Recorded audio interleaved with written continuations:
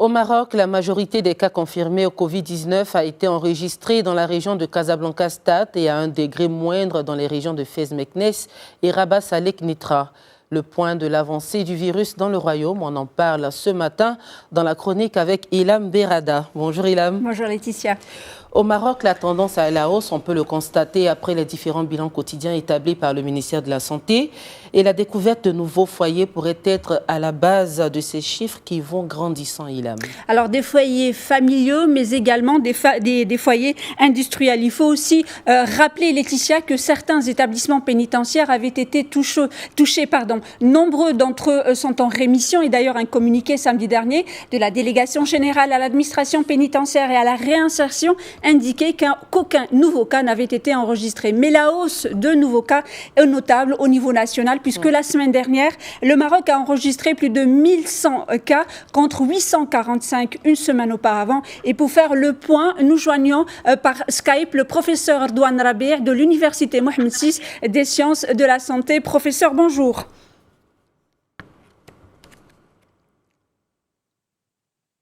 Je ne sais pas, professeur, est-ce que vous m'entendez ? Est-ce que vous m'entendez où, moi ? Oui, je vous entends, professeur. Bonjour. Oui, bonjour. Alors, ma toute première question, comme je le disais, donc des chiffres à la hausse au Maroc. Quel état des lieux et quelle est un peu votre remarque sur cette situation ? Qu'est-ce qu'on peut dire sur cette situation ? C'est vrai que dernièrement, dans cette semaine, on a constaté une augmentation des cas, mais ça, ce n'était pas une surprise. Nous sommes rassurés d'une chose, que ce n'était pas des cas graves.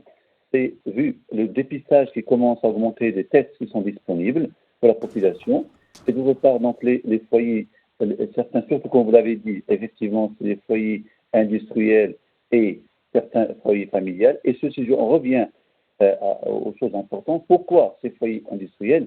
Parce que malheureusement, il fallait faire, le médecin de travail doit faire son job là-bas, quand on sait très bien plus de centaines de personnes, on doit bien contrôler le personnel, et c'était ça, c'est une omission de certaines sociétés qui a pu être contaminée. D'autre part, les foyers, quand on ne respecte pas les règles strictes du confinement, notamment la porte de bavette, l'éloignement des patients et aussi bien le lavage des mains, on peut contaminer nos foyers. Et c'est ça, les parents qui commencent à contaminer les enfants. Par exemple, quand on voit le nombre d'enfants qui commence à augmenter. Donc, justement, c'est deux choses importantes qui peuvent expliquer ça.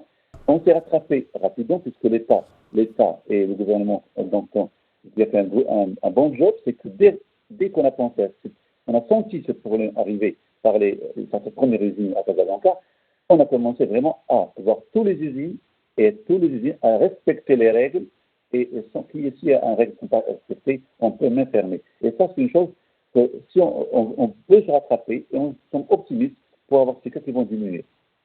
Alors, professeur, donc vous êtes, vous êtes au cœur de la gestion puisque vous exercez, donc vous avez été mobilisé pour la lutte contre la pandémie. Comment se passe ? On est à plusieurs semaines donc de ce confinement. Donc vous accueillez des malades, il y a plusieurs rémissions. Comment vous gérez un peu cette crise ? On a vécu toute l'histoire. Au début, c'était nouveau pour tout le monde. Heureusement, nous avons des expériences à Outre-mer, mais nous avons pris notre propre expérience marocaine.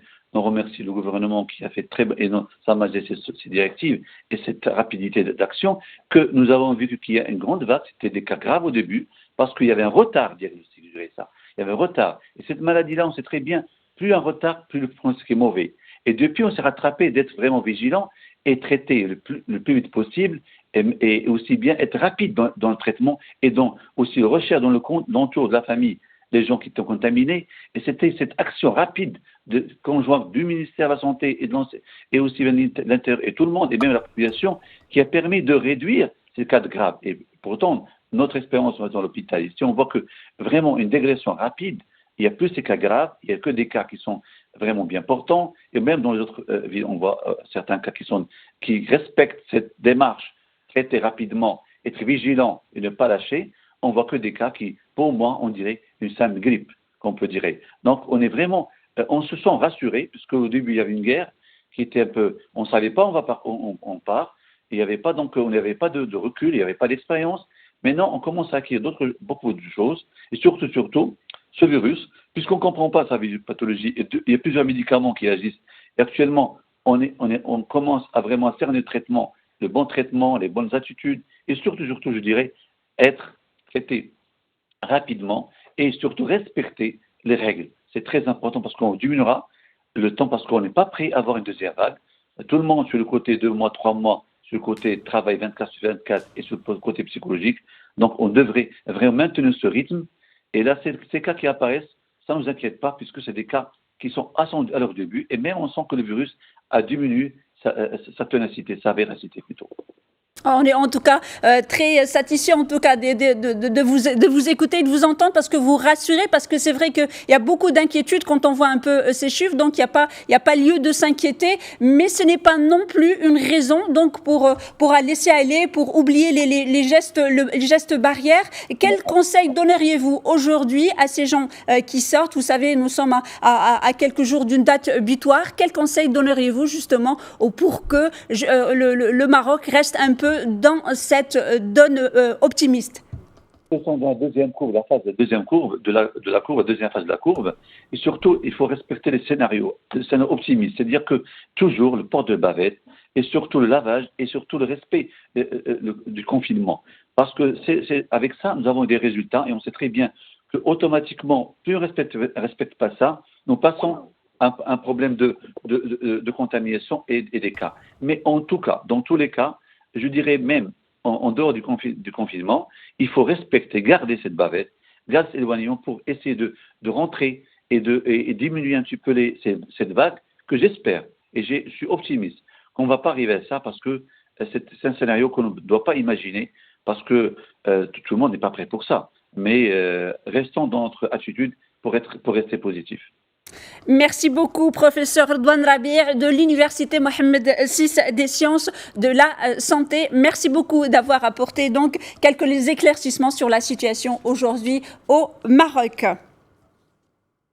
Alors, juste une dernière information, Laetitia. Pour finir, j'aimerais vous parler de cette œuvre de Banksy, le célèbre street artiste britannique qui rend hommage au personnel soignant en première ligne dans la lutte contre le coronavirus. Cette œuvre a été installée dans un hôpital au Royaume-Uni et elle sera vendue aux enchères au profit du système de santé britannique. On y voit un garçon qui joue, on le voit à l'image, un garçon qui a jeté ses héros, mais qui a brandi la photo et donc l'image d'une infirmière, l'occasion, donc l'infirmière, une profession qui est majoritairement donc gérée par des femmes, mais également des hommes, il faut dire les choses, et elles sont en première ligne justement pendant ces crises sanitaires. Et je profite donc de ce 12 mai, je ne sais pas si vous le savez, mais c'est la journée internationale de l'infirmière pour rendre hommage à toutes ces femmes et à tous ces hommes qui sont en première ligne, notamment en crise sanitaire, et notamment à nos aides-soignants, les professions donc de la santé